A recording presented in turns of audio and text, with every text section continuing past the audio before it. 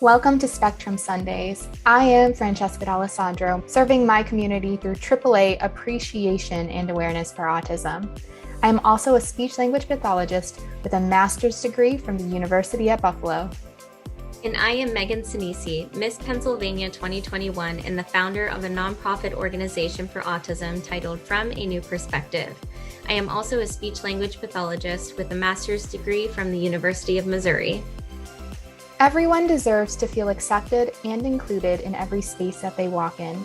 Our series aims to inspire you to advocate for yourself and on behalf of your loved ones. And we are so grateful that you're here with us today.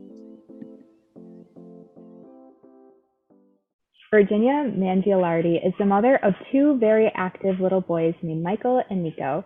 Michael is 6 years old and Nico is 4 years old. Nico was just diagnosed with autism spectrum disorder in February of 2021, but she and her family are quickly learning and applying skills he has learned from his support services. Mikey is Virginia's fun-loving kiddo with a thirst for knowledge and always looking to help people. He's a great son and brother and is always looking out for Nico and others. In addition to the duties of being a mom, Virginia also works outside of the home as a vice president senior business analyst for PNC Bank. And this year, she has also started servicing as a committee member for the Autism Speaks walk in Laurel Highlands and Pittsburgh. Virginia is married to a wonderful man, Michael, who is an amazing dad and supports their family in every aspect of life. Michael and Virginia are a team when it comes to family and are navigating this course as best as they can in support of their son, Nico. Virginia welcomes you to reach out to her as she would love to help support you and your family in any way that she can as we stumble, walk, and run through this ASD journey together. So off camera, we talked a little bit about the relationship between the two boys. Could you tell us more about the relationship between Nico and his brother, Mikey? Sure. They really love each other. And Mikey's been really supportive of Nico in every aspect. He's always been very protective of him since the day we brought Nico home. He has a real love for his brother. He always makes sure he's okay. I have something to share with you guys. So they were at daycare this summer, and a little boy made fun of Nico for having an OT in the room with him and in his BHT. And he said to Mikey, he said, "Who is that?" And Mikey said, "Oh, that's my brother's therapy." And the kid said to Mikey, he said, "His therapy, he must have big problems." And Mikey said, "He doesn't have big problems. He has autism and he learns differently." And I guess the kid at that point didn't have anything else to say. So Mikey did a great job, and at such a young age, at 6, advocating already for his little brother and sticking up for him. And Mikey knows how much better Nico is doing because of all these people we have. So it's a really proud moment. I was going to say, it's really incredible that Mikey was able to explain it in such an understanding way that really came across successfully at such a young age. And also just throwing a little bit of a tip to anyone who is listening who's also a therapist. I read a comment about some similar situations other therapists have run into and other families have run into. And a suggestion was including that other party into the therapy session to show them that what we do in therapy is help guide the client or the student in better communication and better success in their everyday lives. And it's nothing to be ashamed about. Mm-hmm. Absolutely. And, as I'm listening to you, Virginia, talking about how strong Mikey was in standing up for his little brother, he learned that from you and your husband, Michael, and the team that you've been in building confidence and skills in both of your children so that they succeed. So what kind of advice or tips would you give to other families to encourage them to work as a team as they navigate an autism diagnosis as well? So we try to incorporate, our BHT and BA they try to incorporate Mikey into the strategies and things like that, because it really helps, like having a sibling in the house, because you can practice doing some of the strategies and he becomes a part of it. Do you know what I mean? So it's not like Nico, but like right now we're working on a tolerance thing, and we have to have Mikey like touch one of his toys or hold one of his toys. And then if Nico says my way or hand gestures or says, excuse me, can I have that back, please? Like, it really helps to have somebody like to help out with the strategies, especially someone that's like near his age group. And I'm sorry, Nico, do you want to say hi? Do you want to say hi? Say hi. Yeah. Yes. Going after those window clings. We love it. What's that? That's Megan and that's Francesca. You want to say hi? Nope. Nope. Okay. Brutally honest always. He tells you what he definitely tells you everything now, Megan. That's perfect. Yeah. Yeah. And something I really love that you said is that your family has become a part of his strategies and his services, because that is so important as he goes on through his life. And he seems like such a sweet child just from seeing him and hearing more about him. But what has your family in general just learned about acceptance and inclusion through Nico's autism journey? I know it's still relatively early on in his journey, but what have you learned so far? So I would say my mom actually learned a lot this summer. Nico had secondary Lyme disease this summer, and he had gotten bit by a tick, and it didn't embed because we were checking the boys for ticks every night, because ticks are a big problem in our area. Like 70% of the ticks in our area have Lyme's disease. So what happened was he didn't have a bullseye rash, Francesca. He showed up with these weird oval rashes all over his body. So I took him to the pediatrician, and she said it's secondary Lyme, which means the bacteria is throughout your body. So he had to go on like a 2.5-week course of doxycycline, which doesn't sound so bad, but when you're trying to get a child to take purple chalk raspberry medicine twice a day, 2 teaspoons at a time, it was a little rough. And then he also had to have an EKG done, because Lyme's disease causes what's called heart block. Okay, so it could stop his heart from beating at this age. I didn't know that Lyme's disease affected children in that manner. Well, anyway, we had to go for an EKG, and I said to the pediatrician, I said, there's no way he's going to do this without sedation. And she said, oh, it's so quick. They're so good down there.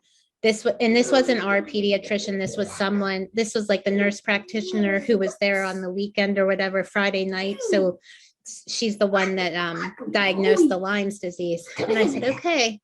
Went down, completely failed. My mom went with me. He broke like every blood vessel in his face. Just totally, it was so hard to calm him down, sweating. So we had to go back Thursday, and they gave him Versed so that we could get the EKG done. But like my mom, I think it was then that she finally saw like how different it is. Like usually you can talk a child through a situation like that. And she's like, there was no way you could have talked him through that. I mean, literally broke like all the blood vessels in his face that day. And I just stopped it. I said, just stop. I'm going to call the pediatrician, and we're going to get sedation. I didn't want to put him through that in the first place. I told her that it wasn't going to work. I know my kid. Yeah, absolutely. And I think, that's a good testament to share, because there are a lot of times that professionals, they are typically the experts in their fields, but parents are also the experts of their own child. So I think that that's a really good sentiment to share, because, if there is a professional listening, they can keep an open mind and just take those tidbits of information, and not to push a child or any person too far past the point of comfort. Now, of course, when it becomes a medical necessity, you do have to find other ways to modify that and make sure that you can find the solution to whatever it is, the answers to your questions.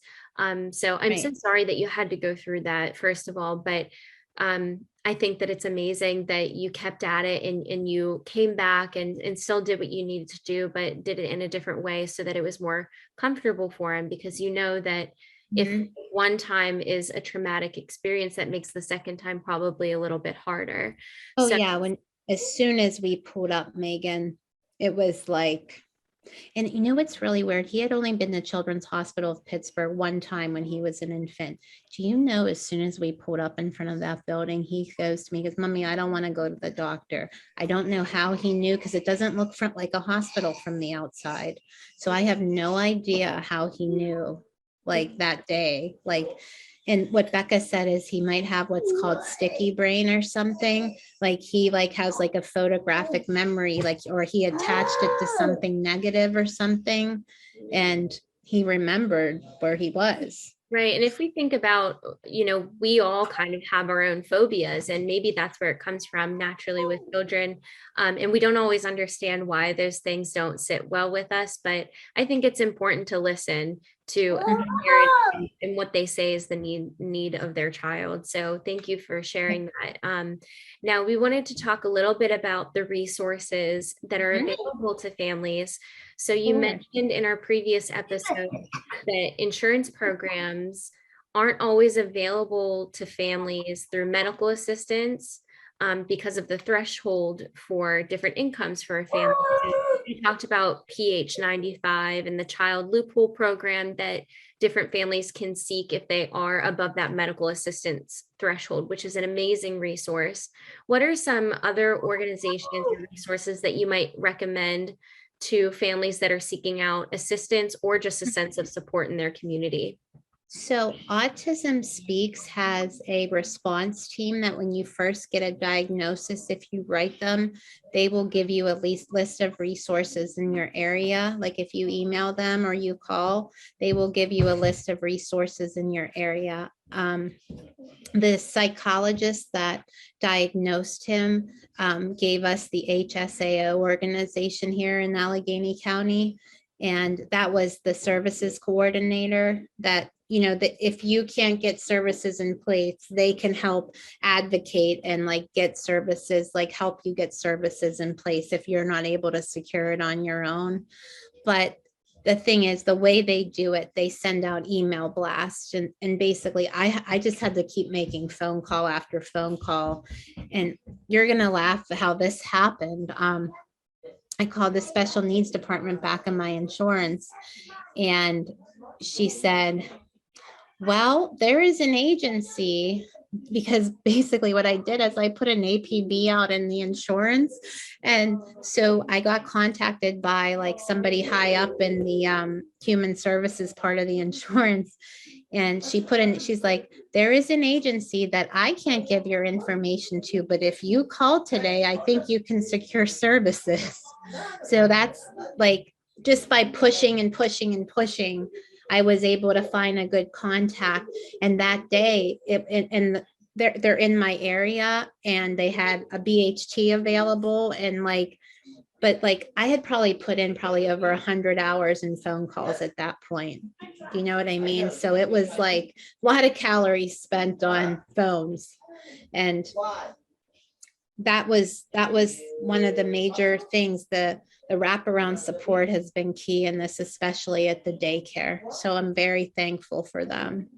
We have DART in place for Nico, which is through the state that we contracted like when he was 2, like with the evaluation by the Alliance, the early intervention. Then we have wraparound that goes to the daycare 5 days a week. And then I take him to SensoryLink, which is an integrated therapy place that I take him to 3 times a week. I can't imagine how frustrating that must have really felt, just constantly running in circles, and it must have felt like you were running in place. But what I've noticed is this theme of persistence. Even in our previous episode, you had mentioned that for him to receive the services he really needs and the support he really needs, and also for your family as well, you just had to keep being persistent. And that was crucial in advocating for Nico. So how would you encourage other parents or family members to take that role in advocating for their children or their loved ones? Right. And I feel like this is a theme that is common with autism spectrum disorder. Even recently, I had to advocate to have Nico moved up to the pre-K room because we didn't want him mimicking 3-year-old behaviors and regressing, and the daycare didn't want to move him up because he wasn't potty trained. And I advocated and I said, just because he's not where he should be developmentally doesn't mean he can't do the skills academically. The persistence theme or whatever, I pushed and pushed, and he was fully transitioned on Monday to the pre-K room. And we've been working on potty training. It's not like we haven't been. It's just Nico does things on his own time, and we've learned to accept that. And if we go with Nico's theme of Nico's does it on his own timeline, it goes a lot smoother, because what we don't want to do is regress in any way. Right. So moral of the story for any parent listening, don't let up whenever the one door closes, keep persisting to find the services that are appropriate for your child. And if you see something that doesn't align with what you think your child is capable of, push for more. And I think, of course, that's a frustrating process to go through, but all parents want the best for their children. And in the end, it's been a very good outcome for you. So we commend you for your hard work in connecting Nico with the resources that he needs and that he deserves to live a fulfilling life. So kind of shifting gears a little bit, there are some different ways to advocate for autism. So parents can advocate for their child, children can advocate for themselves, but you've also mentioned about some experience that you've had with service coordinators that can assist different families in multiple ways. What role has a service coordinator played in your family's journey? So what the service coordinator did, they did email blasts to all the agencies in like Allegheny County to see if there was any wraparound services that had openings. So they did email blasts. Also, you can get education advocates through the services organization. They can give you names of like IEP attorneys if you need to pull an IEP attorney into a school district or something like that. And something to know about that too with IEP attorneys, if you do win your case, the school district is responsible for paying your legal fees. So, because a lot of times if they take certain services away that are in your IEP, you have to bring an IEP attorney in to bring it back. Are you saying hi? You say hi? I'm having a freezy pop, guys. Hi, Nico. What's that? Her name's Megan. Say hi, Megan. Hi, Megan. Hi, Nico. Hi, Nico. Your name's Nico. Ask her name. Go ahead. What's that? Ask her name. Go ahead. Can you try? Say, what's your name? And then tell them your name. Go ahead. What's your name? Oh, thank you for asking. That's a great question. My name is Francesca. What's your name? Go ahead. Tell her your name. Nico. Oh, what a great name. Thank you for asking and introducing yourself. And I think, Virginia, this is a great example of how he does things on his own time, as earlier. Where did that come Right. from? I told you, he said no earlier, but see, he came over because I think he got interested in what was going on over here. Right. And that's, I think, another really good example of a misconception. People don't think that children on the spectrum want to have relationships or be social. And here Nico came right over and wanted to know who we were. And he's sharing with us that yummy popsicle, right, Nico? Yes. He loves in purple. That's his favorite color. We definitely appreciate a cameo and a surprise guest on our series. I know Megan and I had previously explained that we don't have many children in our series, and we really love to see that firsthand experience of how beautifully curious he is, and he wants to socially interact, which is, of course, again, some of the social the stigmas behind autism disorder. So that was really great to see, Nico. But as therapists, we talk a lot to children and to families how to change and adapt to the world around them. But of course, it's a two-way street, and we really want to help shape the minds of everyone outside of the autism community as well. So would you have any practical ways you can encourage others to become involved with the autism community or help adapt so that they can be more successful? Yeah, so I think like PNC, we have what we call EBRGs, and they're like groups like of people with hidden disabilities, or like the neurodivergent you were referring to. Sometimes just sitting in on one of those meetings and learning how people with these different disorders perceive the world, and they're very candid in their experience. At least we have support groups through work. Through Autism Speaks, like I got to meet Megan, and she's been a valuable resource in advocating and everything. I would say even reaching out to a parent of a child with autism and asking them what their day's like and how it's different from a typical child's day. I'm trying to think of other ways. Like I said, I see a lot at SensoryLink. I see like children where Nico is, to like, like more severe cases. And like I said, I just feel like we do need to teach people more about this neurodivergent, I don't know what you want to call it, like type of person, because they are pretty, they are pretty like interesting to learn about. And just in being in all these support groups at work, like I'm in the ADHD support group, the autism support group, parents of special needs children. I also got assigned a buddy of a parent with an older child that is on the autism spectrum through work. So I think those are all good ways to get involved. I do the Autism Speaks walks every year. You can come to one of the walks and see about all the different services and everything that's offered there. Trying to think of other, just Autism Awareness Month in general. Like you can go to all the websites and learn through there. They're giving you tips and tricks throughout that whole month. There's ways to donate to organizations. I would say those are all good ways to get involved and learn about things, Absolutely. And Autism Awareness Month, we can even extend that into the entire year. So if you're a family member, a sibling, a person on the spectrum, feel free to share that all throughout the year. There's constantly people that are new on this journey and that are seeking out resources. And that's what we hope that Spectrum Sundays is to anyone that comes across this, is that constant awareness piece, but also helping to encourage people to take action in embracing and empowering the autism community. The thing is, with the spectrum, no matter what severity you are, your child is the 1, 2, or 3, everything is still treated in the same manner. Do you know what I mean? And that's what.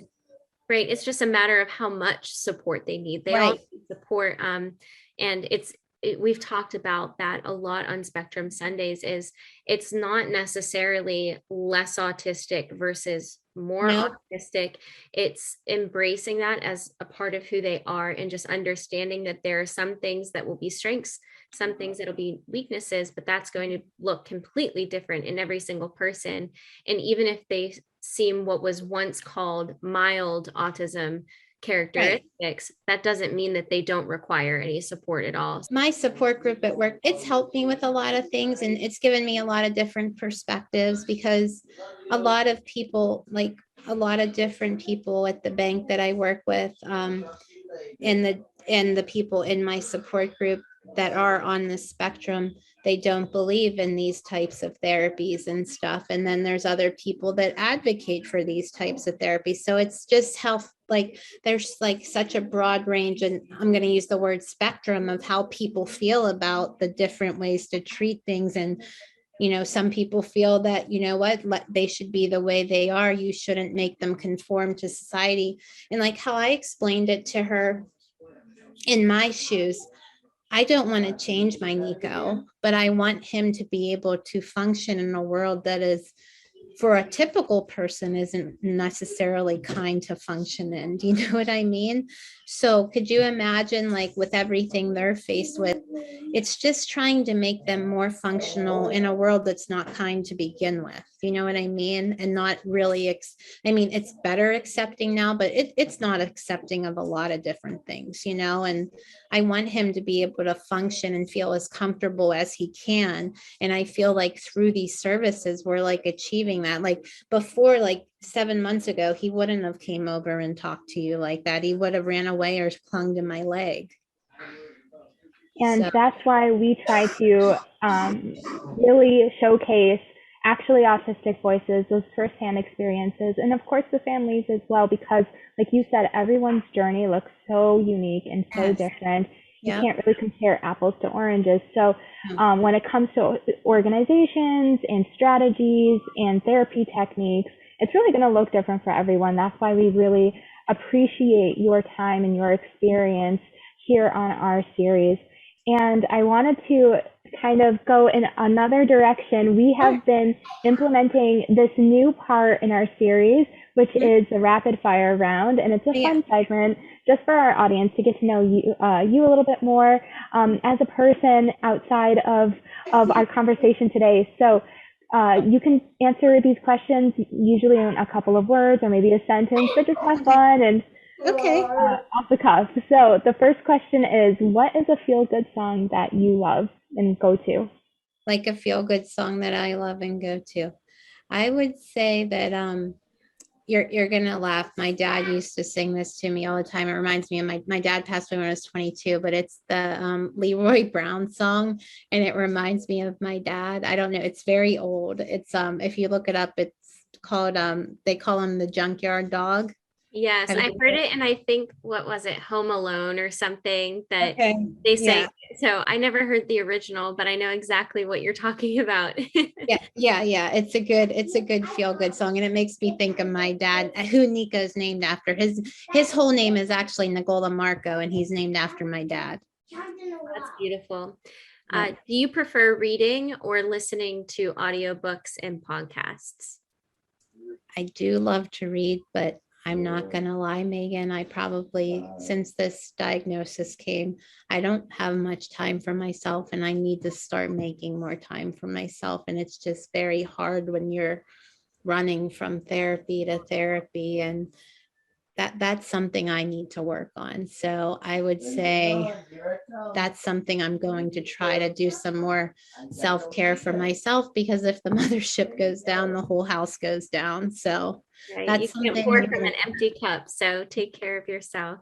Yes. Absolutely. And that's why audiobooks and podcasts are so nice, because they're accessible while you're driving or while you're commuting.